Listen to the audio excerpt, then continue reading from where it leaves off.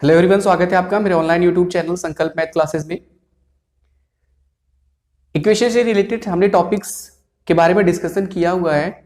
उससे related questions की practice हमने स्टार्ट की थी। आज हम उसी से संबंधित यानी कि संख्याओं पर आधारित प्रश्नों को, कुछ और प्रश्नों को सॉल्व करके देखेंगे कि किस तरीके से इनका सोल्यूशन होता है। ठीक है, तो चलिए देखते हैं। क्वेश्चन नंबर 1 जो है, लिखा है कि ABCD तथा E निरंतर 5 सम संख्याएं हैं।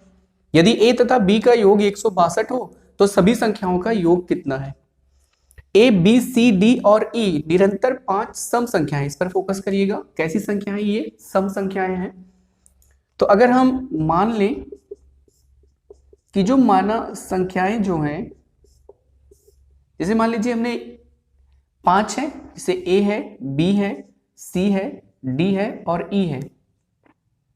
बीच वाले को अगर हम यक्स मान लें तो आप सबको पता है कि कोई भी संख्या अगर सम है तो अगली सम संख्या या उसके पीछे वाली सम संख्या, अगली सम संख्या +2 करने पर और पीछे वाली संख्या -2 करने पर मिलेगी। जैसे मान लीजिए 2 एक सम संख्या है। सम का मतलब तो आपको पता होगा, सम मतलब ऐसी संख्या है जो 2 से डिवाइड होती है, 2 से विभाजित होती है। तो अगर एक संख्या 2 है तो इसके आगे 2 + 2 = 4 यानी अगली सम संख्या 4 होगी। फिर 4 + 2 = 6 यानी अगली सम संख्या 6 होगी। ठीक है, इसी तरीके से अगर 6 है तो 6 में से -2 करेंगे तो अगली पिछली सम संख्या, और इसमें से -2 करेंगे तो उसके पीछे की सम संख्या हमें मिलती रहेगी। तो अगर हमने C को यक्स माना है तो इसके आगे की सम संख्या x + 2 होगी, इसको हमने माना है सम, तो ये भी सम। इसमें 2 और जोड़ेंगे तो x प्लस कितना हो जाएगा, 2 + 2 4। x में से 2 घटाएंगे तो x - 2, और x में से 2 और घटा देंगे x - 2 में से, तो -2 - 2 -4 हो जाएगा। इस तरीके से A x - 4 को रिप्रेजेंट करेगा, B x - 2 को, C x को और D x + 2 को, और E जो है वो x + 4 को रिप्रेजेंट कर रहा है। अब देखिए इसमें बोला है सेकेंड लाइन की A तथा B का योग जो है वो 162 है। A और B का योग यानी इन दोनों का योग जो है वो 162 है। तो सभी संख्याओं का योग कितना है? अगर सभी संख्याओं के योग की बात हम करें तो इन सबको जोड़ना पड़ेगा, और आप देख सकते हैं कि -4 + 4 से कैंसिल हो जाएगा, +2 -2 से कैंसिल हो जाएगा। 1x 2x 3x 4x और 5x यानी कुल योग जो होगा वो आएगा 5x। कितना आएगा? 5x। अब अगर केवल हमें x का मान पता चल जाए तो हम 5 से गुणा करके आसानी से इन पांचों संख्याओं A B C D और E का योगफल निकाल सकते हैं। ठीक है, तो चलिए देखते हैं। जो प्रश्न के अनुसार A और B का योगफल यानी A + B जो दिया है वो 162 दिया है, और A के स्थान पर होगा x - 4 और B के स्थान पर होगा x - 2। इनका योगफल 162। x और x जुड़ेंगे तो 2x बनेंगे, -4 और -2 -6 बनेंगे। एक चीज और बता दें, समान चिन्ह में अगर कोई भी संख्या है तो वो जुड़ती है, और विपरीत चिन्ह में कोई भी संख्या अगर है तो वो घटती है, और घटने के उपरांत उस संख्या की जिसकी संख्यात्मक वैल्यू यानी संख्यात्मक मान ज्यादा है उसके सामने जो चिन्ह है वही इस्तेमाल किया जाता है। तो दोनों माइनस में है यानी सेम साइन है, चिन्ह समान है तो जुड़ जाएंगे। बराबर कितना है? 162। इसको इस तरफ भेजते हैं तो 2x = 162, ये माइनस दूसरी तरफ जाएगा तो प्लस हो जाएगा, यानी 100 कितना हो जाएगा? 68। 6 और 2 8, 2 से भाग कर दीजिए, ये कट गया, 2 × 16, फिर 2 × 8, यानी यक्स का मान जो है वो यक्स का मान आ गया 84। पर हमें क्या निकालना है? हमें निकालना है कि इन पांचों संख्याओं का योगफल, और पांचों संख्याओं का योगफल हमने पहले निकाल के रखा है, वो 5x के बराबर है।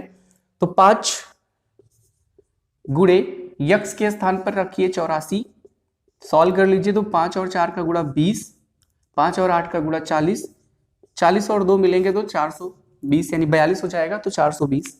इस तरीके से A B C में और D में कौन सा ऑप्शन राइट होगा? C ऑप्शन जो होगा वो राइट होगा। ठीक है, आई होप आपको चीजें समझ में आ रही हैं। चलिए नेक्स्ट देखते हैं।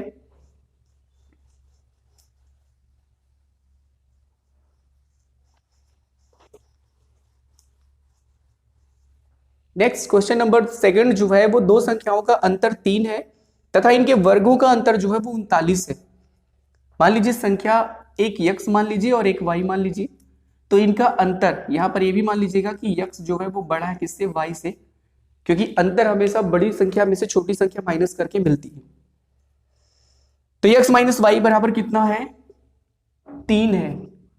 फिर बोला इनके वर्गों का अंतर, यानी वर्ग, तो x का वर्ग x स्क्वायर से रिप्रेजेंट होगा और y का वर्ग y स्क्वायर से रिप्रेजेंट होगा।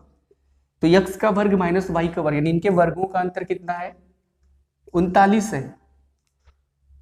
ये इक्वेशन फर्स्ट है। अब हमसे पूछ रहा है इनमें से बड़ी संख्या कितनी है, तो बड़ी संख्या यानी x की वैल्यू हमसे पूछ रहा है, ठीक है। एक चीज सर्वसमीका आपने पढ़ा होगा, एक आइडेंटिटी आपने पढ़ी होगी, आइडेंटिटी जिसको सर्वसमीका बोलते हैं।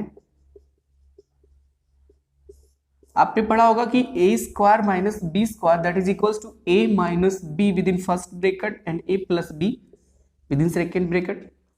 आई होप आपको ये आइडेंटिटी पता होगी, ठीक है। तो इसके प्लेस पर हो कितना जाएगा, ये हो जाएगा x minus Y into X plus Y और बराबर कितना 39। x माइनस वाई की वैल्यू कितनी है, 3, समीकरण 1 से। तो x माइनस वाई के स्थान पर हम 3 रख सकते हैं, तो इसके स्थान पर हम 3 रख सकते हैं। गुणा है, इस बीच के बीच में कोई साइन नहीं तो गुणा होगा, और x प्लस वाई बराबर कितना 39। 3 से भाग कर दीजिए दोनों पक्षों में, यहाँ कैंसिल हो जाएगा, और 3 को जब हम 39 को 3 से भाग करेंगे तो 13 बार जाएगा, 13 3 39। इस तरीके से आप देख सकते हैं कि x प्लस वाई का मान जो है वो कितना आया, 13। इसे मान लीजिए समीकरण 2 है। अगर हम समीकरण 1 और समीकरण 2 को जोड़ दें, इक्वेशन 1 और इक्वेशन 2 दोनों को ऐड कर दें, तो x माइनस वाई जो है वो 3 है, x प्लस वाई जो है वो 13 है।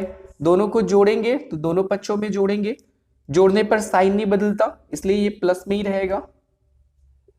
Minus Y plus Y cancel कर देंगे एक दूसरे को, x और x मिलेंगे तो 2x होंगे, 13 और 3 मिलेगा तो 16 होगा। 2 से भाग कर दीजिए, कट गया, और इधर 2 8 16। इस तरह x का जो मान आया वो कितना आ गया, x का जो मान है वो 8 आ गया, ठीक है। तो हमसे बोला गया था इनमें से बड़ी संख्या निकालनी है हमें, और हमने पहले मान लिया था कि x जो है वो बड़ा है y से, तो पहली संख्या क्या हो गई, बड़ी संख्या क्या हो गई, 8।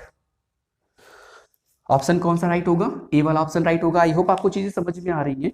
चलिए नेक्स्ट क्वेश्चन देखते हैं, क्वेश्चन नंबर 3। आसान है सवाल सब, प्रैक्टिस करेंगे तो बेहतर रिजल्ट जरूर मिलेगा। यहां लिखा है 3 संख्याओं का अनुपात 3:4:6 तथा इसका गुणनफल 1944 है। इनमें सबसे बड़ी संख्या कौन सी है। तो अनुपात के जो भी इक्वेशन मतलब क्वेश्चन दिए हुए होते हैं उन्हें जब हम मानते हैं तो मानक संख्याएं जो हैं उसमें से एक संख्या मान लीजिए क्या है 3x है, दूसरी संख्या 4x है और तीसरी संख्या क्या है 6x, ठीक है। एक संख्या क्या है 3x, दूसरी 4x और तीसरी क्या है 6x, 3:4:6, क्योंकि अनुपात में बराबर चीजें क्या होती है वो हटा दी जाती है, तो x हट जाएंगे, 3:4:6 बचा रहेगा।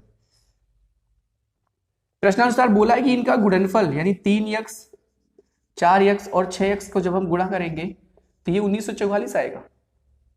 3 4 6 को इधर भेज दीजिए, x तो कितने x की घात 3, आप सबको पता है। आधार बराबर, तो सबकी घातें क्या होती हैं गुणा करने पर जुड़ जाती है, 1 1 1, तो 1 1 1 तीनों को जोड़ेंगे तो 3 हो जाएगा। इस तरीके से x की घात कितना हो गया 3। जो भी चीजें गुणा में होती है बराबर के दूसरी तरफ वो कहां चली जाती हैं, भाग में। भाग का मतलब बटा, तो 3 गुणे 4 और गुणे 6, ये ऐसे ही जिस तरीके से वैसे ही चलाएगा। 3 से कैंसिल कर दीजिए, 3 6 18, 1 19, 3 चौक 12, 2 14, 3 8 24, ठीक है। अब यहां पर 4 से काट दीजिए, 4 1 4, 2 6, फिर 4 3 12, 13 14 यानी 2 8 28, 4 7 28।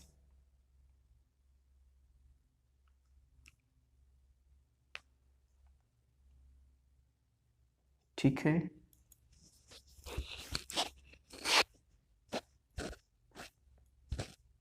तीन अनुपाते 4:6, ठीक। 3 गुणे 4 गुणे 6 और फिर 1944 से एक बार फिर से कैंसिल करके देखते हैं।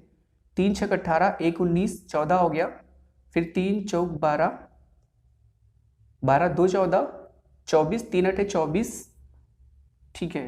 फिर 4 एकम 4 2 6, सॉरी यहाँ पर रॉन्ग हो गया था, 4 एकम 4 2 6 है, 4 छक 24 और फिर 4 दूनी कितना होगा 8, 162 होगा। फिर यहां पर देखिए क्या हो जाएगा,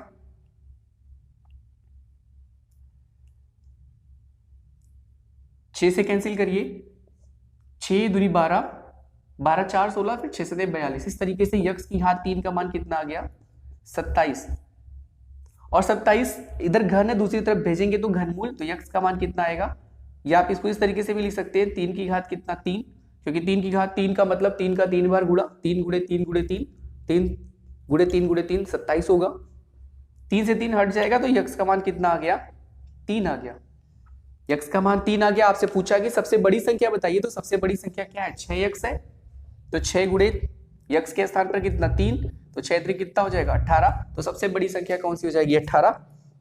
option number C is the right answer. Okay, I hope आपको चीजें समझ में आ रही है, वेरी गुड। इस तरीके से हम क्वेश्चंस की प्रैक्टिस स्टार्ट कर रहे हैं और काफी क्वेश्चंस की प्रैक्टिस हमने कर भी ली है, और अभी भी कुछ क्वेश्चंस बचे हैं जिनकी प्रैक्टिस हम अपने नेक्स्ट वीडियो में करेंगे। वीडियो शॉर्ट ही बनाएंगे ताकि आपको देखने और रिवीजन करने में आसानी हो। और अगर आपको ये वीडियो पसंद है तो इन वीडियो को लाइक शेयर और सब्सक्राइब भी जरूर करिए, और इसके अलावा अगर आपकी कोई क्वेरी है कोई सजेशन है तो उसे कमेंट बॉक्स में भी जरूर लिखिए। मिलते हैं अपने नेक्स्ट वीडियो में, तब तक के लिए धन्यवाद।